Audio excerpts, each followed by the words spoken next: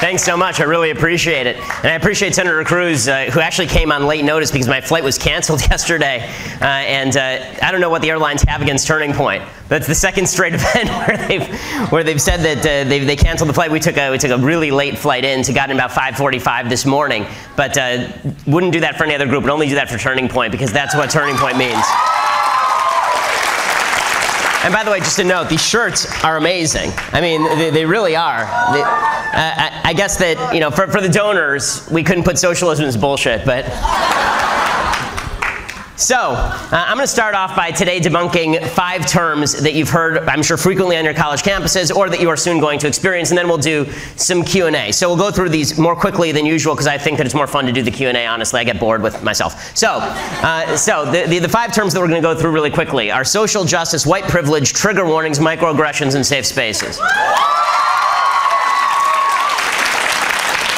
So you hear all of these all the time, obviously, if you're on a college campus nowadays, because it's important that you know that you are an inferior person. If you are somebody who believes that achievement matters, if you're somebody who believes that merit should come before diversity, if you're somebody who believes that your work should be rewarded, this makes you inferior. And all of these terms are designed to make you feel inferior and to shut you up. That's what they are for. So we'll start with social justice. Social justice is absolute nonsense. Whenever they spill slogans like social justice at college campuses, what they really mean is that you are not part of a victimized group, and therefore you must be treated badly. Social justice is an oxymoron, right? If a guilty person is acquitted because he's the wrong race, then that means that that is anti-justice. The thing about justice, the word justice, it doesn't require a modifier. Something is either just or it's unjust. If you murder someone and you go to prison, that is justice. If you murder someone and you don't go to prison because you're the right race, and the jury decides that because you're the right race you ought not go to prison, that's social justice, which means that it's injustice. Well, today hardcore leftists call themselves social justice warriors, and they do this because they believe that individual justice is racist, sexist, bigoted, homophobic. Individual justice suggests...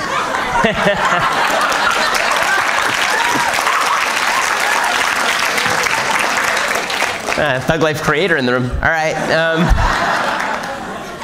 Individual justice says that we all have to be held accountable for our own actions, but the SJWs say that that's unfair because we're not just individuals, we're members of groups. And America's a terrible, terrible, horrible place. And as a member of a group, you can't be held accountable for your own individual action.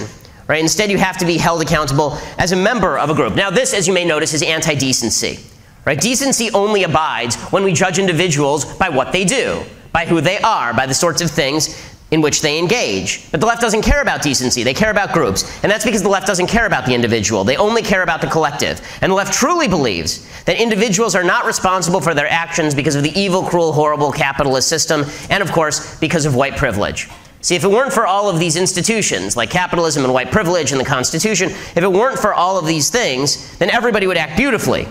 See, the Marxist philosophy suggests, and the left is all rooted in Marx, the Marxist philosophy suggests that human beings are perfectible, but they're only perfectible if society is perfect, if utopia has been reached. So if you see somebody commit a crime, it's never because the person did something bad and committed a crime, it's just because society was imperfect, society did something wrong. This is why the left is focused so much on whenever somebody does something terrible, the first thing they do is they investigate where did they go wrong in their childhood.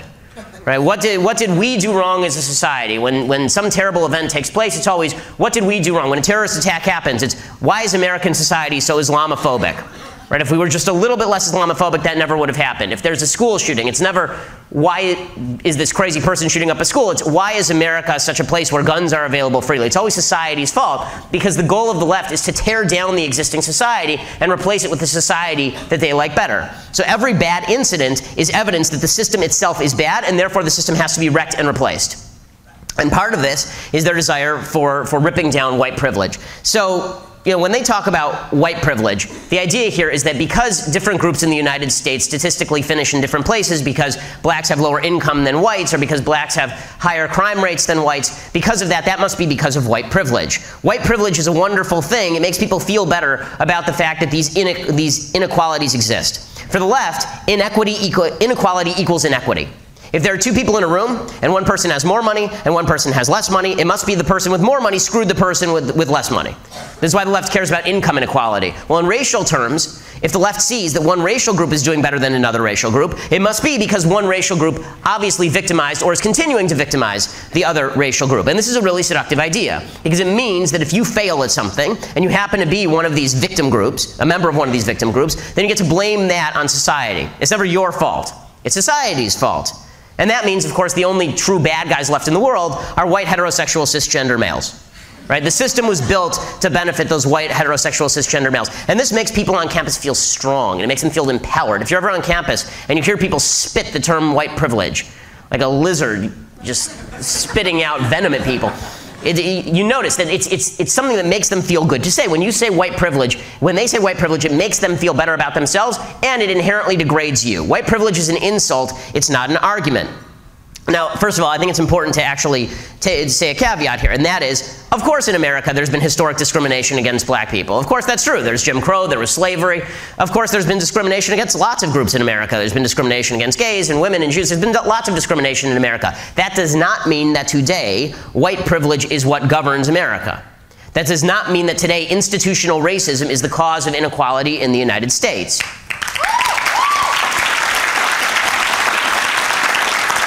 And the solution to historic injustice is not current day injustice. If something bad happened 50 years ago, the solution isn't, okay, how do we victimize someone else today in order to rectify that scenario? There are no makeup calls. If you're a sports fan, there are no makeup calls when it comes to politics. It's not, okay, something bad happened to my grandparents, and now the way to make that up to me is to take something away from the grandchild of the person who victimized me. You don't get to do that. That is individually unjust. And it is also just untrue that in America, the great obstacle to success is white privilege, is white people. That's just not true. It's a lie. The truth is that in a free country like the United States, the reason that some people succeed and some people fail is because some people make better decisions than other people.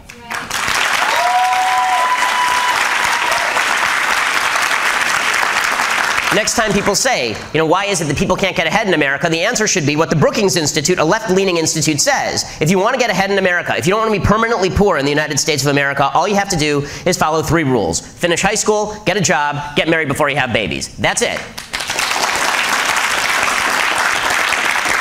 And these things are related to your income. They are related to your success level.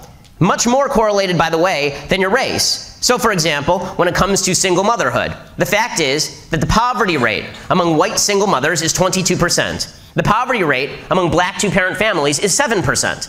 What happened to the white privilege? Did it just disappear? Why isn't it that the black families have sure, they have 2 parents, but they're black still, so you would assume that if white privilege governed, they would be poorer than the white single mother. They're not. The single greatest indicator of intergenerational poverty for all races is single motherhood. And that's just a fact, but people don't want to talk about it because it's easier to just blame it on society. Here's another one. How about the not committing crimes privilege? Right? If you're deeply worried about the evil, horrible criminal justice system, which is throwing too many black people in prison, there's an easy solution. Don't commit crimes.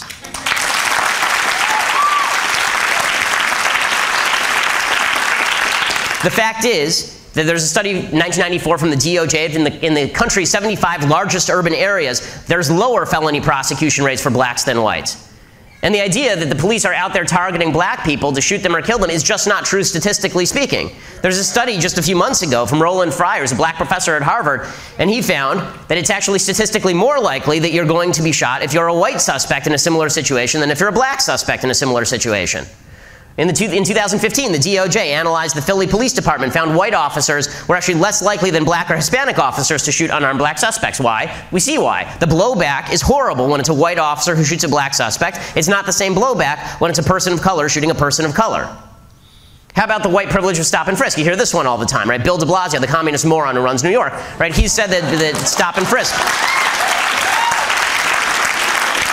Stop and frisk is an example of white privilege, except for the fact that it's not. From January to June 2008, 95% of all gun assailants in the city of New York were black or Hispanic. 85% of the people pulled over in stop and frisk, only 85% were black or Hispanic. It was actually statistically under-targeting minorities. Okay, how about sentencing disparities? You hear this one on campus a lot, right? The system is biased because you get a different sentence for an ounce of powder cocaine than you get for an ounce of crack cocaine. Except for the fact that it was black legislators in the inner cities who wanted those disparities in sentencing because they were sick of watching crack ravage their communities. And by the way, if you actually want a comparable, then what you should actually do is compare an ounce of crack cocaine to an ounce of crystal meth. Crystal meth is a largely white people drug. Crack cocaine is largely a black people drug in terms of who's arrested for it. And the sentence is exactly the same under federal law. It's 5 years for an ounce of crystal meth possession. It's 5 years for an ounce of crack cocaine possession. But here's the beautiful thing about white privilege. No matter what happens, you always get to claim it. So when black police officers get in an altercation with a black suspect in Baltimore, and the suspect dies, and the majority of the city council is black, and the mayor is black, and the attorney, the city attorney is black, and the district attorney is black, and the attorney general of the United States is black, and the president of the United States is black. That's all happening because of white privilege. Right? Black people are rioting because of white privilege in that situation. When you can blame white privilege, it means you never have to take personal responsibility. And look, it doesn't even make sense in any case, because the fact is that whites aren't even the racial group that does best in the United States by income. By household income, the group that does the best in the United States is Asian folks. But nobody ever talks about nefarious Asian privilege. You know, the fact that the founders designed the system in order to benefit Asian people, which is why they do so well. I mean, clearly they did. I mean, that's why the Constitution is written in Korean.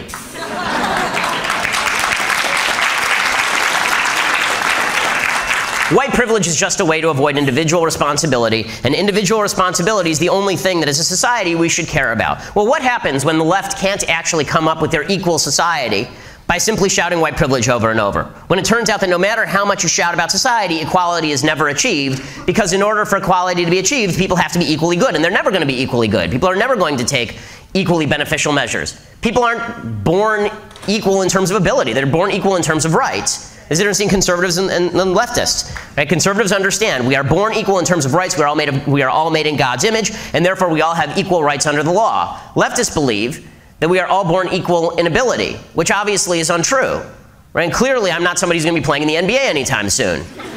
Right? We all have different abilities. But that doesn't mean that the decisions that we make don't have an impact on where we end up. Because the fact is, good decisions made by anyone are likely to leave you better off than bad decisions made by those same people. So what if once the inequality isn't achieved, the left has to come up with some other gauge for equality? Because they're never able to achieve equality without gulagging 80 million people and killing half of them.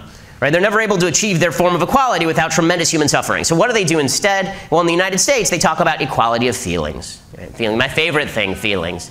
They talk about how much feelings matter. Right? It's not important that we all be equal in terms of outcome. What is deeply, deeply important, obviously, is that we be equal in terms of how we feel about ourselves. We all have to feel very, very special and warm and fuzzy on the inside. And that's why we have to have things like trigger warnings. Right? Anytime there's something that might offend you, something that might confront you with an idea different than your own, you have to be given a trigger warning, because who knows, you could go crazy. It could be too much for you. You know, the two security guys I work with, both of them served in Iraq and Afghanistan, and somehow they don't need trigger warnings, right? They didn't get trigger warnings when they were in Iraq or Afghanistan. And they're perfectly functional human beings, and they're American heroes because they don't need trigger warnings when people are actually shooting at them. Okay,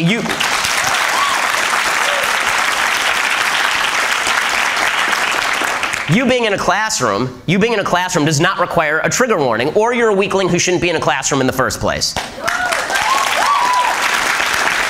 And here's the thing about the trigger warnings. Obviously, they only work in one direction, right? You need a trigger warning if you're on the left. There's no trigger warning if you're on the right. So if some professor asks you to stand up because you voted for Trump so they can single you out, that doesn't require a trigger warning. But if you're in class and you're reading To Kill a Mockingbird, that requires trigger warnings. And the reason for that is because if you're on the right, then you're obviously guilty, right? You're a member of this class, this group of powerful people, and you don't ever need trigger warnings, and you can be routinely aggressed, right? Because you're the purveyor of microaggressions. So this brings us to our next term, microaggression. So the term microaggressions is in and of itself really evil. And it's not just bad, it's evil. Because the idea here is not just you're saying something offensive, it's that I have aggressed you.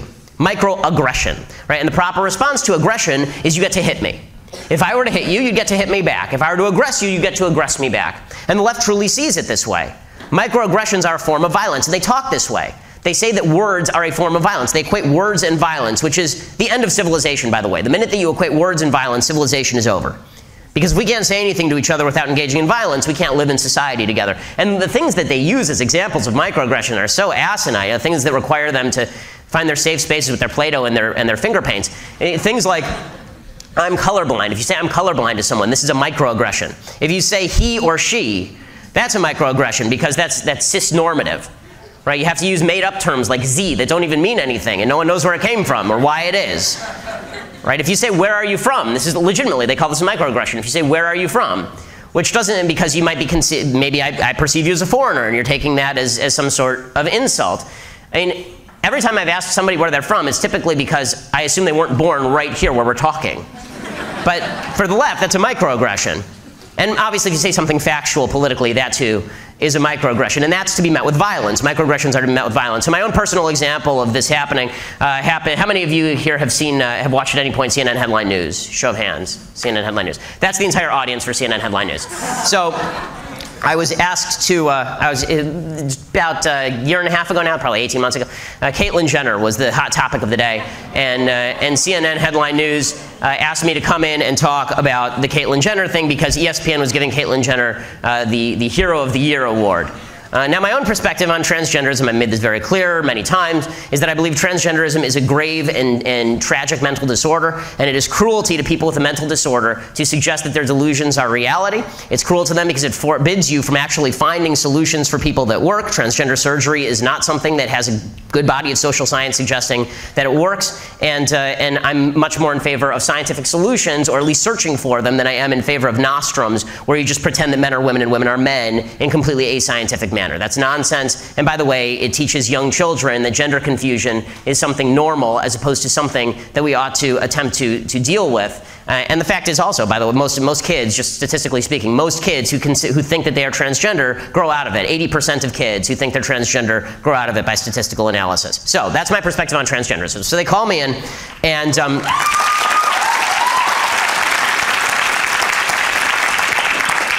so they call me in, and they honestly, I think what they did is they just looked in the white pages for conservative, and I'm the only one in a 30-mile radius of CNN in LA. And so I go in, and the producer turns to me and says, you know, we have no ratings here at CNN Headline News. And I said, right, I know. And producer says, we really want you to just speak your mind, say what you think. And I said, we came to the right place. And they said, I used to produce for Jerry Springer. And it was at this point I should have had second thoughts, but I did not. So they bring me into the set, and it's Dr. Drew's show. And so on the panel is Dr. Drew and Psycho Mike and this blonde gal, I don't remember her name, and then next to me there are 3 people also. So it's me against 6 lefties, which makes it almost fair for them. So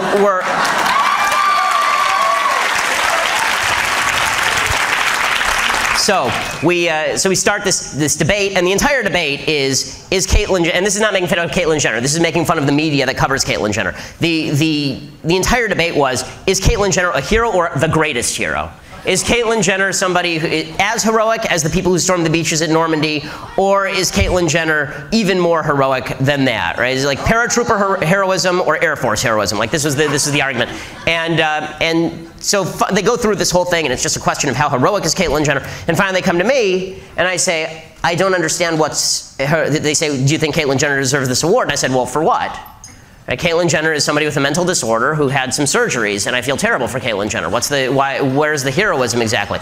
And so Dr. Drew starts trying to press it.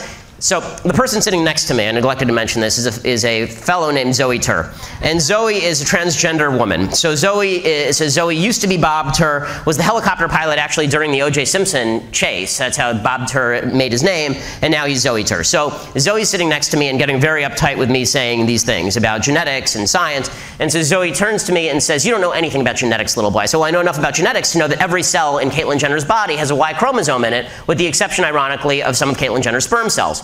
And Zoe just keeps saying, yeah, you don't know anything about genetics, little boy. And so finally I turned to Zoe and I said, well, what are your genetics, sir? And it was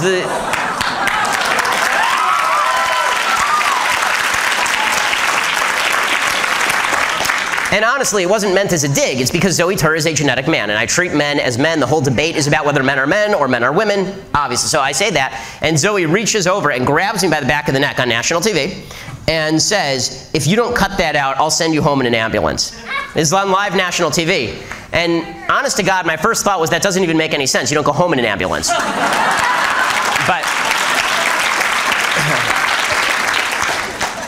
But what I said was, that seems mildly inappropriate for a political conversation. Well, the punchline of this is that everybody who's there, all 6 people, immediately turn, the other 5 except for Zoe, the other 5 turn and immediately say, Ben, how could you have said that? You knew that that was going to make Zoe so upset. You did that. That was deliberately offensive.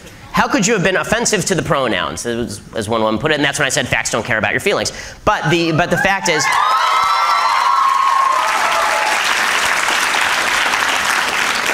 but the idea was I deserved to be met with actual physical aggression on live national TV for saying sir to a genetic man.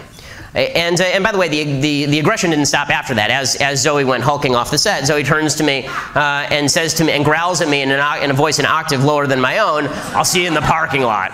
And security had to escort me out to my car. Bizarre evening. And then later on Twitter, Zoe threatened to curb stomp me, all of which I thought was just deeply unladylike behavior.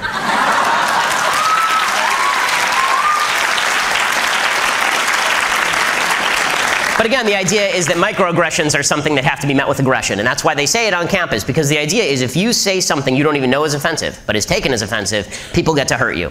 And then finally, once you've had all the trigger warnings and all the microaggressions have been policed, you finally end up with your idiotic safe space.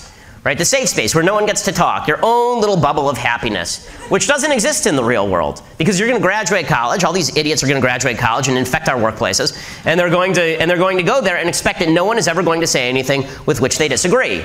Or they're going to the political world, and nobody will ever say anything that offends them in any way. Now, those of us on the right understand that you're going to be offended every 5 seconds in politics. If you're politically active, someone will say something offensive to you almost literally every 5 seconds. There will be something that you disagree with, something that you think is stupid, something that you, and the good part of that is that you have to learn how to counter that. You have to learn how to respond to that. You have to learn how to be a bigger person, or you have to learn you have to learn knowledge. You have to have a knowledge base to refute all these things. But if you're in a safe space, then it's sort of like the kids who were very wealthy during the 1930s, during the polio epidemic. It actually makes you more susceptible to polio, because if you never actually deal with germs, and then all of a sudden you hit all the germs at once, you get polio. And that's what it is for all these kids. These kids go to college campuses, they live in their safe spaces, and then when they leave, they are not equipped in any way to deal with actual real conversation. And so their solution is a bigger government that can still continue to promote this kind of fake society that doesn't really exist. And this is making a generation of leftists who are just nuts. I mean, just crazy. You know, people who suggest at University of Missouri that they have to have a protest space that is all black. Right? This is what happened at University of Missouri. Or they have to have separate black housing. This is happening now. It happened at USC. I think it's happening at University of Missouri also. Separate black housing, to which the KKK says, absolutely, let's do that. It also creates people who are aggressive. If you have a perception of the world that every time somebody says something to you, it's because they're attempting to hurt you, and you get to be aggressive in response, it makes you more aggressive. Which is why it's very funny. You see the left keep promoting these hoax stories about Trump supporters randomly attacking lefties. But the fact is that every time I speak on a campus, there's a near riot, apparently. And that's not really because of anything that I'm saying. I think that it's more because there's just someone on campus who disagrees with them, and that cannot be tolerated in any way. And that's extending over the course of the United States. There's a November 2015 Pew poll found 40% of millennials 18 to 34 thought that the government should prevent people from making statements offensive to minority groups, which involves repeal of the First Amendment. I mean, it's a stunning statistic. Here's the thing. America is the greatest place on the planet. Everybody has a shot at victory here. We do. And nobody cares enough to stop anybody. Right? The idea that we are all sitting in this room plotting how to stop lefties or stop black people from succeeding in life, we don't care enough about anybody to do that, because nobody cares that much about us. This is the beautiful thing about living in a society where you care about your family and your friends and your community, but you're not sitting around nefariously plotting to keep other people down. And one of the great things about being a leftist is you think that the entire universe is focused in on you, but the universe doesn't care about you. Right? None of us are sitting around, like in your off hours, are you sitting around thinking how to keep that sophomore co-ed from succeeding at her job? Like, no one is doing that. But if you can create this system in your mind where everyone's preventing you, then you get to blame the rest of society. So people need to buck up a little bit, and it's incumbent on us to speak the truth about this, and that's sometimes going to be offensive. Sometimes it means that your feelings are not justified. When I say facts don't care about your feelings, I'm not trying to be callous, although frankly I don't care that much. But what I'm really saying is that when you value feelings over facts, you actually end up hurting more people. When you value feelings over facts, you end up destroying the system. And when you value feelings over behavior, you end up justifying some really bad behavior. So it's incumbent on all of us to go out there and preach decency and be decent. Now, when I say preach decency and be decent, I don't mean in response to people who are indecent. Indecency does not call for a decent response. Indecency should be met by punching back twice as hard. But it is our responsibility to go out there and preach decent behavior and be better people, preach better ideas. If we do that, we will succeed, and I know that's what all of you are involved in doing here at Turning Point. One of the things I love about speaking at Turning Point is usually when I come down to Palm Beach to speak at an event, the average age is somewhere between 70 and death. And when I come to Turning Point, I'm the oldest person in the room, which is really cool and gives, I think, a lot of people hope for the future. So thank you for what you do, and happy to take questions. Sure. First off, I wanted to say that it's really nice to actually enjoy one of your lectures without the obnoxious posse of social justice warriors to follow you. Let's be honest, everybody was sort of hoping the lefties would crash so I could just insult them. I could do my insult comic routine, yeah. So I'm actually interested in going into political media, going into radio, doing stuff much like what you do. Do you have any tips for how I should go about that? Yes. So the first thing is you have to do a lot of stuff for free. So when I first started in this business, you have to write for free, don't expect to be paid, and get your foot in the door.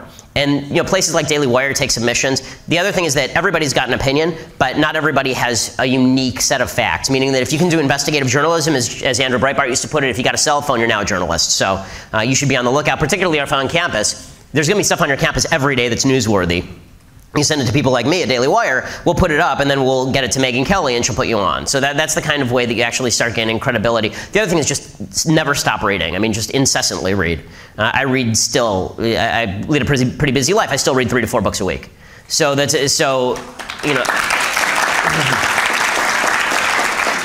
So every opportunity you have, you should be reading. And I'm happy to. We're putting up a book list at Daily Wire, kind of my recommendations for different topic areas.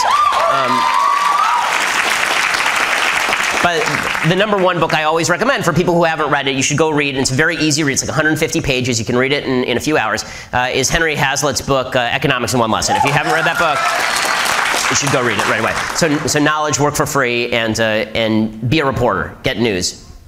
So yes, Ben, obviously, thank you so much for coming. I discovered in the last 6 months, I've literally listened to all of your podcasts. Oh, thank you. I appreciate it. There is a however here, and it's just I need you to clarify or give me Sure. the argument. So recently on the Rubin Report, the second time you were on, Yes. you promoted the notion that Trump's appeal to dominantly blue-collar states was actually a racially charged appeal to dominantly white blue-collar states, who Trump thought could be an influence into like tribal behavior. That's a little bit of a misstatement, yeah, that's fine. Sorry. But I just want you exactly. I just want you. Yeah, sure. So I'm from Ohio. My dad's white collar. Yes. Blue collar, moved into white collar. My neighbors are black and did the exact same things and voted for Trump. So I just want to make sure that we're not defending something that's. Yeah, so what I said on Rubin Report is that what I have seen in this election cycle is a rise of tribalism on all sides. That doesn't mean that everybody in blue-collar states who voted for Trump is a tribalist and voting for Trump because he's white or because he's promoting white interests. What I was saying is that there were times during the campaign when Trump was making an overtly tribal appeal. That was not always, but he was doing it. I mean, when he was going on Jake Tapper and not denouncing the KKK 2 days before the Louisiana primary, I didn't see that as something that I looked kindly upon. Right? When Donald Trump was basically going easy on the alt-right, I don't think he's ignorant. I don't think he's stupid. That troubled me. Does that mean that all the people what the left is mixing up is that critique of Trump's campaign with the idea that everyone who voted for him is a member of these groups, which of course is not true. The vast majority of people who voted for Donald Trump are people I know, people I like, right? People who are voting for him because, I mean, mainly I think to be fair, I think mainly people were voting for him because they hate Hillary Clinton. But it's. Which is entirely justified, but the idea that his campaign was utterly free of this kind of politicking to a small group of people, that's obviously untrue. And one of the things that I've taken a lot of flack for in this particular election cycle is trying to be honest, I think, about the various candidates. I don't see politics as team sport. I really don't. I think that the minute you start seeing politics as team sport, you're not talking about what's right and wrong anymore, or good or bad. You're simply talking about who you like and who you don't. And so I have a very simple test for everybody in this room, and you should keep this going for the next 4 years.